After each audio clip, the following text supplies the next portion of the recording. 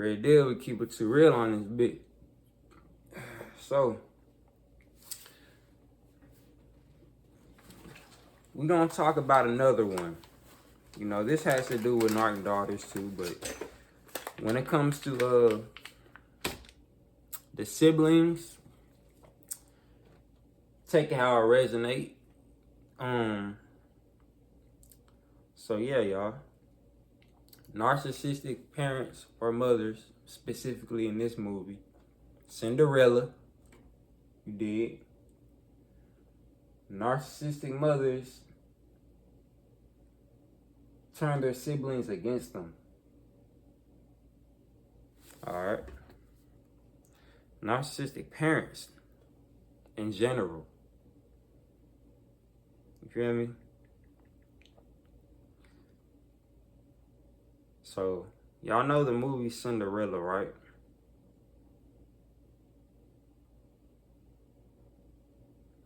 So the movie Cinderella is basically a girl mistreated by her stepfamily with the help of her fairy godmother.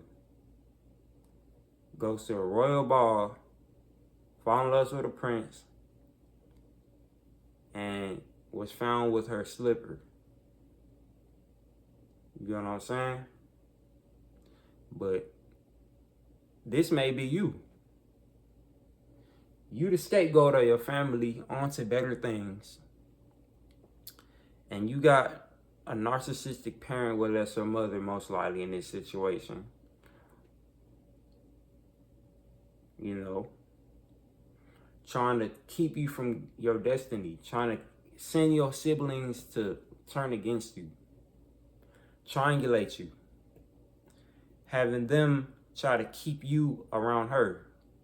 I noticed the only bond I ever had with my siblings is when it had to do with my narcissistic mother or father.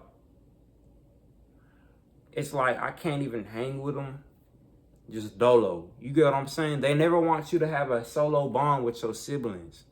They want you all to be under them. It's a pyramid scheme. It don't matter how old y'all are, because they're going to try to chase you down for your whole life if you let them. They're going to try to keep you stuck your whole life if you let them, under their surveillance. So Cinderella had her step siblings come after her because she had good things going on in her life. So if you got a narc parent, whether that's your mother most likely or your father, they're at the top. Not really, but in this dynamic, they're at the top. So it's a pyramid scheme. You got one sibling over here, one sibling over here, you in the middle. So as y'all develop, why do you think it was never just a bond between y'all two?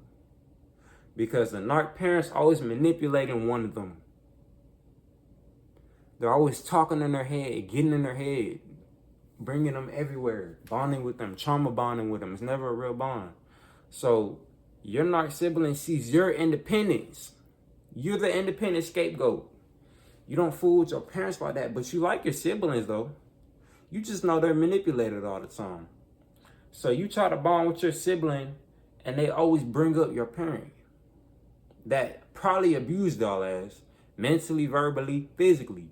So you try to bond with one of your siblings and they're just never eye to eye with you. You try to bond with your cousin, you try to bond with anybody else that has a narc parent, and it's never like an eye to eye. It's like they always look at you like you're different. Like they always look at you like, why aren't you stuck mentally? Why aren't you limited? Why didn't you believe the things they told us? So now you're just on the way to the ball dance with that golden slipper, since they don't listen to you no more.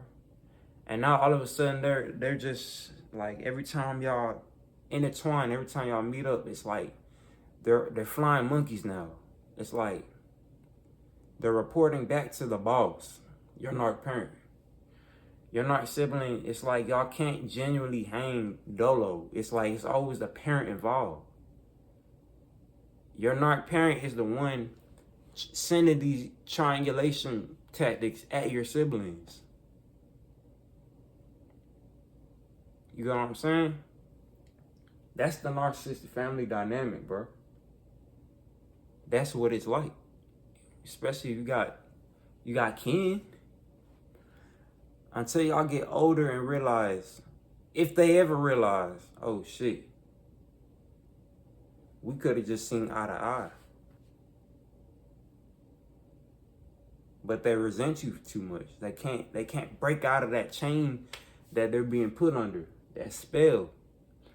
All that shit that Cinderella's stepmothers and stepfamily try to do to her. Hint the word step, because it's not even a real family. Blood ain't thicker than water, y'all. She got to the royal ball, listening to her own intuition. And that's what y'all are on the way to, man. Y'all gotta move along. If you come from a narc background, bloodline, like a generational curse, that's what I like to call it, a generational curse. If you come from that, you gotta move dolo. You gotta move solo, because you're not going anywhere around crabs in a bucket. Even if your position don't look the best, but you know what you're doing daily to get somewhere, that's all that matters. People can have more than you, but still see where you're going. Maybe they're scared you might surpass them. Maybe you have the potential to surpass them. Maybe you just do it better. Maybe you started off earlier than they did. Maybe you do things a way to where you attract so many people and opportunities. Maybe you're attractive. Maybe you look good. It ain't always about tangible shit. Or why your peeps is the way they is. That's what Cinderella went through. She had a glass slipper that they all wanted. A fucking glass slipper. What is your glass slipper? What is the representation of a glass slipper in your life? To where your narc family dynamic, your narc, bloodline has to keep you under their control. They have to keep you with them in their positions. Really think about that and know your worth. Know your fucking worth, bro. It's not bad to keep your distance from certain people. If it's bad, that means they're bad. Y'all get what I'm coming from? The Cinderella story explained in Generational Curses. I hope y'all liked the video. Catch you on the next one.